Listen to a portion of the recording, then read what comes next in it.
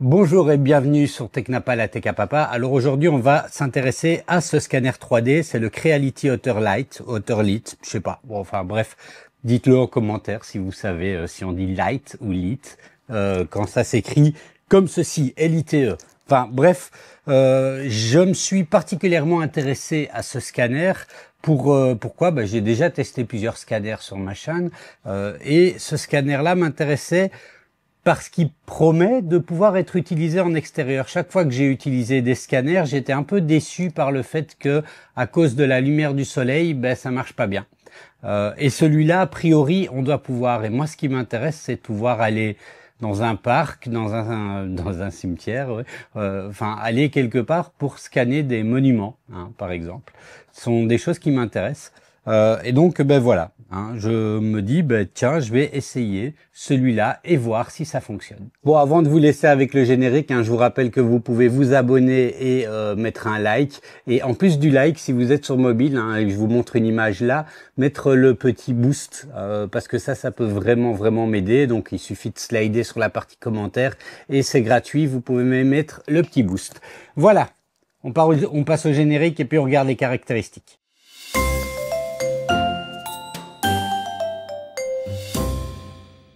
Bon, alors voilà à quoi ressemble la boîte.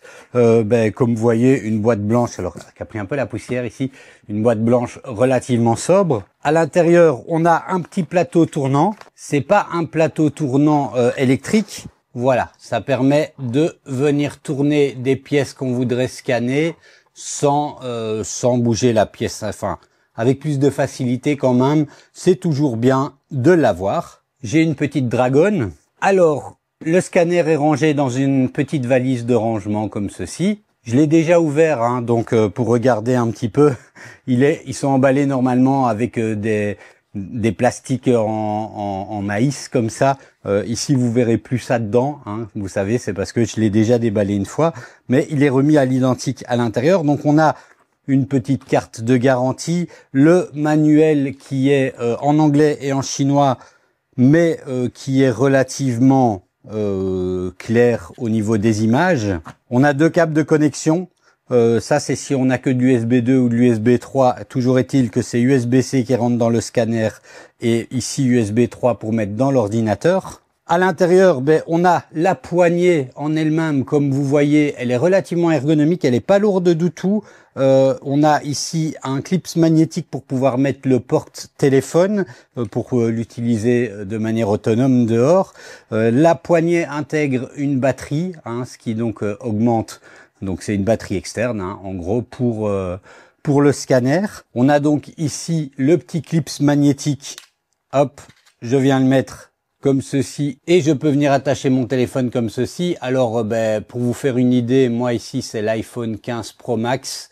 Voilà, donc il est relativement grand et il n'y a aucun problème pour le faire tenir avec ça. Le scanner en lui-même, alors vous voyez sur la face avant on a les différents capteurs et les lumières LED.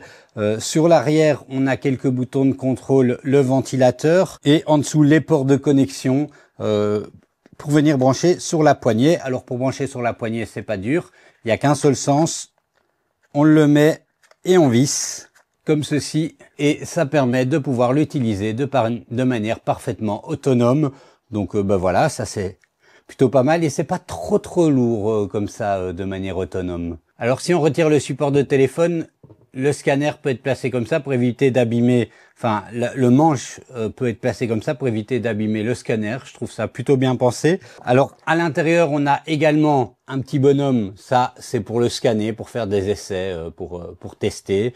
Il a de la couleur, il a des formes, de la texture, donc voilà. Comme on a une valisette, on a une bandoulière pour la valisette, ça aussi c'est plutôt pratique. Et enfin des adaptateurs USB-C si notre ordinateur n'avait que de l'USB-C, une chiffonnette et des petits stickers de marquage. Ah oui, et j'ai oublié, on a une plaque de calibration en verre. Donc voilà un packaging quand même relativement complet. On va passer, avant de l'utiliser en mode autonome qui est vraiment l'utilisation que moi je préfère, on va passer sur l'ordinateur et l'utiliser directement relié à l'ordinateur. Alors pour ça, rien de vraiment compliqué, on vient simplement brancher le câble qui a quand même une bonne longueur. Alors ceci va être branché dans le scanner et ceci dans l'ordinateur. Au niveau du scanner, on peut pas se tromper, on n'a qu'un seul emplacement avec des petites vis à visser. Et vous voyez que branché à l'ordinateur maintenant, il a des petites LED, donc il s'allume. On va maintenant regarder sur l'ordinateur le logiciel Creality Scan et on va faire un petit test de scan avec. Alors je suis ici dans le site de Creality, crealitycloud.com, et dans la liste des téléchargements, on vient télécharger on vient cliquer sur Software, on clique sur Creality Scan et là on a les dernières versions. Alors je vais prendre pour Windows ici, il existe également pour Mac, mais la version Mac semble moins à jour. Alors, chose dommage, au moment de l'installation, vous voyez, on a plusieurs langues, mais on n'a pas le français. Donc, je vais l'utiliser en anglais. Ça, c'est quelque chose qui est peut-être un petit peu dommage. Un petit commentaire pour Creality. Je pense qu'il y a pas mal de francophones qui utilisent vos produits. Ça pourrait être sympa de les mettre en français. Alors, une fois lancé, comme vous voyez, j'ai le choix ici entre les différents scanners. Donc, moi, c'est le Creality Waterlit Series. Il m'explique comment je dois faire pour le connecter en USB ou en Wi-Fi. Alors, Wi-Fi, ça, c'est pour quand on l'utilise directement depuis son téléphone. Alors, encore une fois, tout est en anglais ici, mais bon, il nous explique comment est-ce qu'on peut le scanner. Alors, soit sans marqueur si on a une géométrie qui est très riche. Donc, il va se servir en fait des détails de la géométrie de l'objet pour se souvenir et retrouver sa position de scan.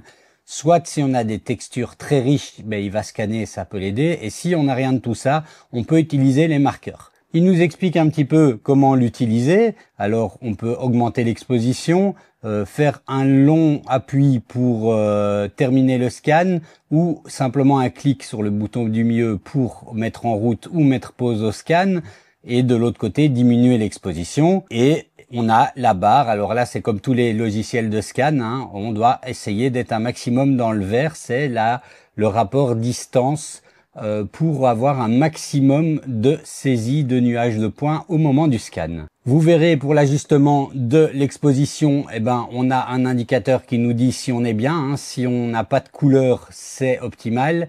Si c'est rouge, c'est trop exposé, donc on vient compenser avec le petit bouton moins, hein, dans ce cas-ci. Et si c'est trop bleu, c'est sous-exposé, on vient compenser avec un appui sur le bouton plus jusqu'à trouver le meilleur équilibre. Alors il est possible que vous n'arriviez pas, vu l'éclairage et tout ça, à avoir une exposition qui est parfaite, mais c'est essayer d'avoir le moins possible de couleurs. Et enfin, ils viennent nous dire comment est-ce qu'on fait. Le processus de scan est le même pour tous les scanners 3D. On vient faire un scan brut qui est en fait des nuages de points. Ces nuages de points sont fusionnés pour faire un maillage, et ensuite il y a une adaptation des textures qu'il aura enregistré si on veut avoir un scan en couleur. Si vous comptez l'imprimer, vous n'en avez pas besoin, vous pouvez vous satisfaire du mesh. Alors il vient maintenant faire un test de performance, et vous voyez qu'il me dit voilà, j'ai des bonnes performances, c'est gentil. Alors bon, autre étape importante, hein, au démarrage, il me dit que je dois mettre à jour le logiciel, le firmware du scanner, donc je vais dire OK. Et il le fait tout seul comme un grand. Maintenant, le scanner est déconnecté. Et vous voyez qu'il me dit que la dernière calibration de ce scanner date du 10 mai 2025. Et donc, c'est conseillé de refaire la calibration. Donc, on va commencer par la calibration. Alors, je clique sur calibrer. Il va me demander de prendre la plaque de calibration et derrière de scanner le QR code. Je viens donc cliquer sur Scan QR code. Voilà, il a détecté la carte. Je dois dire OK. Et là maintenant, je retourne la plaque de calibration et je dois suivre les instructions à l'écran. Et l'idée, c'est d'essayer d'avoir tous les points verts d'un coup. Et après, on suit simplement les indications, la position qu'il nous fait faire, en se positionnant de manière à respecter ce qu'il nous montre à l'écran. Et voilà, il donne un score, 96%. OK, très bien. Maintenant, je peux faire un nouveau projet. Je lui donne un nom ou pas, comme je veux. L'emplacement, je vais mettre ici. Et je viens choisir on va commencer par leur petite chouette, hein. Je viens choisir le type de scan. Alors, soit on fait un scan nuage de points, donc c'est le scan normal si on veut. Soit on fait un scan global marker, ça veut dire qu'on va d'abord venir prendre quelques points avec des marqueurs et ensuite on fait le scan normal. Alors l'objet, ben, on peut choisir, est-ce que c'est un objet normal, est-ce que c'est un visage, est-ce que c'est un corps. Ben, je vais mettre un objet normal, hein, vu que c'est la petite chouette. La taille, c'est plutôt petite. Alors ici ils disent, donc petit c'est de 20 mm3 à 250 mm3, donc ici c'est petit. Et le tracking mode, donc c'est comment est-ce qu'on veut qu'il se repère dans l'espace, soit avec la géométrie de l'objet, soit avec les textures, soit avec le marqueur. Ici, je vais mettre avec la géométrie de l'objet. Je lui demande si je veux qu'il supprime la base plate. Je vais dire oui. Et maintenant, je peux faire une prévisualisation. Vous voyez ici que je vois ma caméra infrarouge et ma caméra couleur. Et l'idée, c'est de déjà s'assurer de l'exposition. Donc, comme vous voyez, en exposition automatique, ça marche bien. J'ai pas beaucoup de couleurs. Et je dois rester un maximum ici dans le vert pour arriver à l'optimal. Donc, je vais faire ça. Et maintenant, je peux appuyer sur Play. Là, il scanne, vous voyez, je suis trop loin, il me le dit. Alors, je vous montre ici, hein, vous voyez, la couleur est un indicateur ici, je suis trop loin. La couleur est un indicateur de proximité. C'est pas mal pour pas avoir à regarder tout le temps son écran. Donc, j'essaye de rester dans le vert et je scanne un maximum. Et vous voyez, avec le plateau tournant, je fais, une fois que j'ai assez de matière, je tourne légèrement, histoire de pouvoir venir prendre quelques points de plus sur les côtés. Je mets pause et maintenant je peux venir voir si j'ai assez. Alors vous voyez, je vois qu'ici derrière j'ai pas assez et ici en dessous non plus.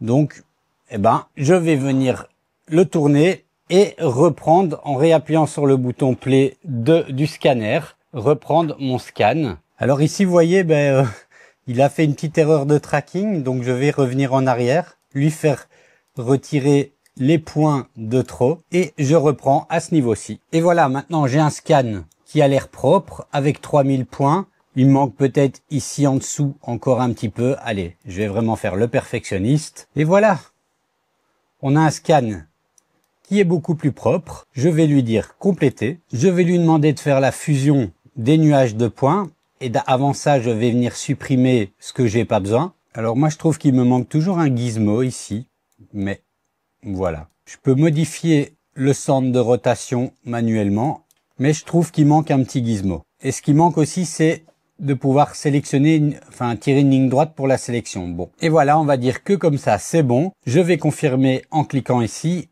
Et maintenant que j'ai nettoyé, je viens faire la fusion.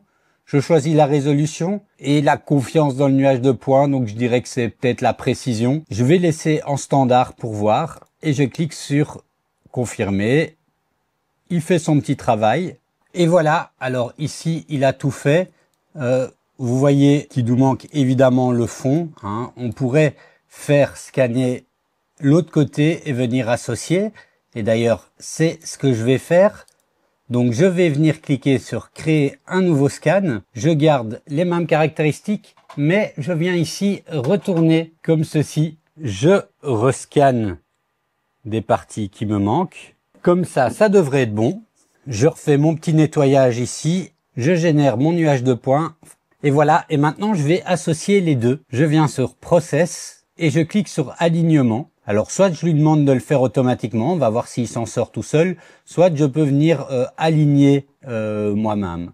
Et on fait l'alignement soit sur base des marqueurs. Moi, ici, j'en ai pas. Soit sur base des caractéristiques. Donc, j'ai commencé par essayer de faire un alignement automatique. Et vous voyez qu'il a déjà réussi à faire pas mal de trucs, mais c'est pas top. Donc je vais demander un alignement manuel. Et donc là, en appuyant sur Shift et en cliquant, je viens mettre un point de référence. Il en faut au minimum 3. Et je clique sur Aligne. Alors c'est déjà mieux, mais du coup il a mis des bruits à cause des pattes parce que j'avais fait le scan moyen. Donc ce que je vais faire, c'est ressortir, reprendre mon nuage de points, supprimer ce que j'ai pas besoin, refaire une fusion.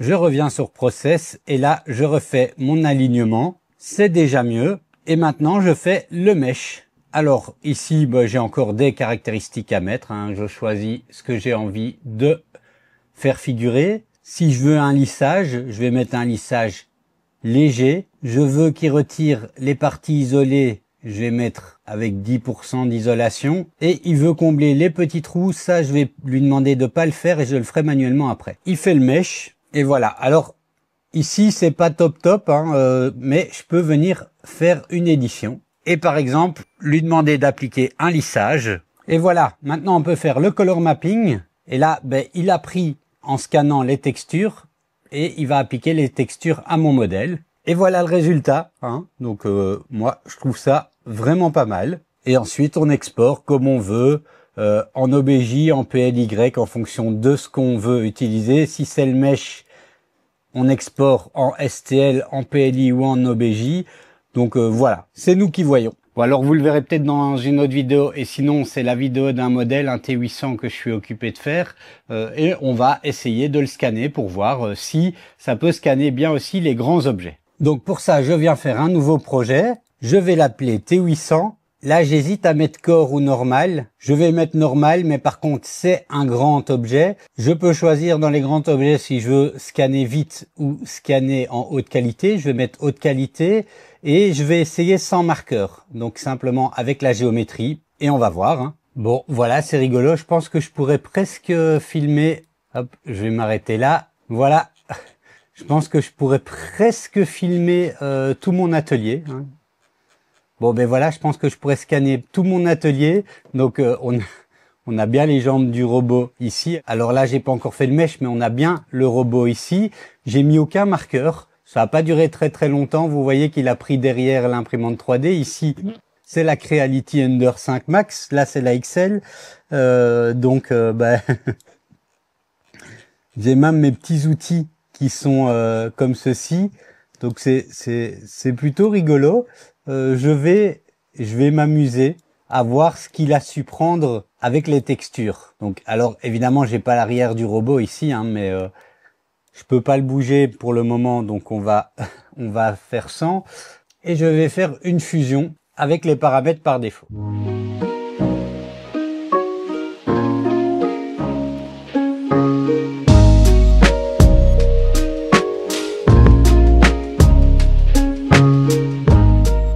Bon, allez, maintenant on va aller voir dehors pour voir si on sait l'utiliser en plein soleil. Si ça fonctionne bien sans marqueur, je vais essayer de trouver un monument, une statue, quelque chose comme ça dans le coin près de chez moi. Et on va regarder ça, hein. Allez, c'est parti. Alors bon, j'espère qu'on m'entend à cause du vent, mais me voilà devant la maison communale du coin où j'habite. Et il y a une statue comme ça sur un banc de Victor Hugo que je trouve très sympathique. Donc je vais scanner cette statue. C'est ma femme qui va me filmer, hein, occupée de scanner. Donc, merci à elle. C'est parti. Bon, déjà, avant de scanner, il faut connecter l'application sur le téléphone au scanner. Donc, pour ça, on vient télécharger l'application. C'est Creality Scan. Et on a une procédure de connexion qui n'est pas très compliquée. Bon, d'abord, il nous explique un petit peu tout ce qu'il y a à faire au départ, hein, mais c'est encore une fois que en anglais. Donc en fait, on doit venir se connecter au Wi-Fi du scanner et là, avoir une procédure pour venir relier le scanner à notre Wi-Fi. Enfin voilà. Bref, c'est bien expliqué sur les choses. Peut-être que moi je l'explique pas bien, mais voilà la procédure. Alors une fois que c'est fait, on a notre petit, vous voyez l'icône en bas qui est rouge qui va devenir verte et on va pouvoir cliquer sur New Scan pour pouvoir faire un nouveau scan. Donc là encore rien de très compliqué. Ensuite on vient choisir les options de scan, hein, comme avec l'application sur l'ordinateur, hein, le type d'objet, la taille à peu près, la méthode. Et là, l'écran bascule, hein, puisqu'on est obligé de l'utiliser en mode paysage. Et on a à peu près le même genre d'interface, hein, comme vous voyez ici, avec notre exposition. Est-ce qu'on est trop, est-ce qu'on n'est pas assez? Là, je règle un peu mon exposition.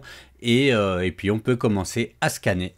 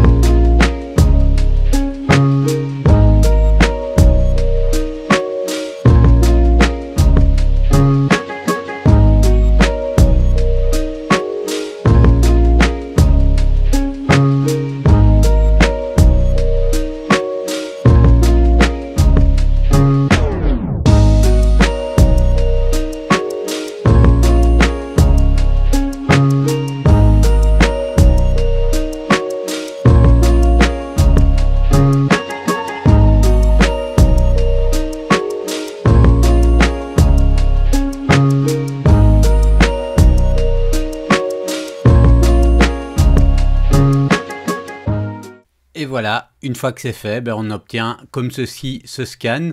Alors dans l'application, on peut directement faire le nuage de points, etc. Moi ici, j'ai une belle base. Vous voyez que les conditions sont un peu compliquées. J'ai pas su avoir tout le banc, notamment à cause du système de géométrie. Donc moi, je vais retravailler ça un petit peu sous Blender et je vais l'imprimer.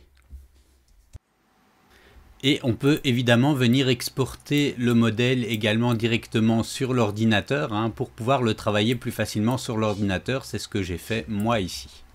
Et voilà le résultat, comme vous pouvez le voir, ça donne quand même quelque chose de super. En tout cas, moi j'adore le concept et oui, on peut désormais tout à fait, grâce à un scanner comme celui-là, aller scanner dehors en plein soleil et avoir un résultat sympa. Alors oui, j'ai retravaillé le banc, comme vous le voyez, voilà, je vous montre ici après avoir retiré les supports. Bref, personnellement, je suis convaincu, c'est vraiment un scanner que j'apprécie.